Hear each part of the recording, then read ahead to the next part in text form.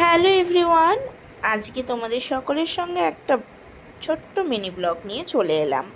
Actually কাজের ব্যস্ততার কারণে না বন্ধুরা, তোমাদের সঙ্গে আর ব্লগ শেয়ার করা হয় না তেমনভাবে।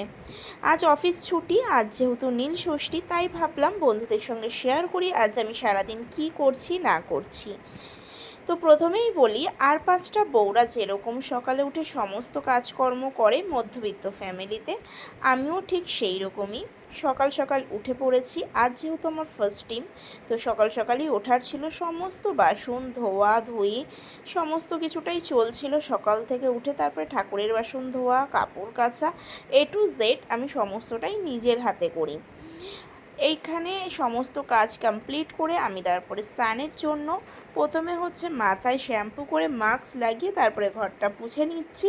যেহেতু মাস্ক লাগিয়ে কিছুক্ষণ রাখতে হবে, তো সেই ফাঁকে ঘরটা পোছা হয়ে গেল। মাস্ক লাগিয়ে বসে থাকার মতন আমার কাছে টাইম ছিল না, তো ছাদে চলে গিয়েছিলাম। দেখতেই পেলে জামা কাপড় শুকাতে দিয়ে দিয়েছি। আর এই দিকে চান করে উঠেই বাজারে চলে গিয়েছিলাম, পুজোর বাজার নিয়ে এসে কমপ্লিট করে আবার ঘরটা একটু ঠিকঠাক পরিপাটি করে নিজে ফ্রেশ হয়ে পুজো দিতে বসে পড়েছি। আজ আমার মহাদেবকে কেমন লাগছে অবশ্যই কিন্তু কমেন্ট করো। সুন্দর করে আমার মহাদেব সেজে উঠেছে। পুজোর পর নিজে পরে নিয়েছিলাম আলতা, নিজে রেডি হয়ে গেছি। এখন চলে যাচ্ছি গঙ্গায়, মন্দিরে পুজো দেবো। আর আমাদের নিয়ম আছে, মা গঙ্গাকে আম আর তেল সিঁদুর দিতে হয়। কাদের কাদের এই নিয়মটা আছে অবশ্যই একটু কমেন্ট করো।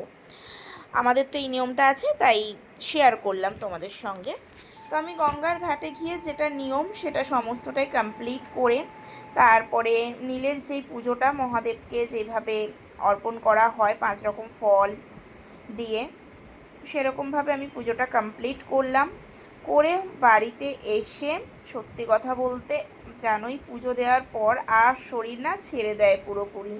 তো যাই হোক, বাড়ি এসে আবার ফ্রেশ হলাম। যেহেতু 5টার সময় আমাদের বাতি দেওয়ার ছিল, তো 5টার সময় দেখেছো কীরকম রোদ।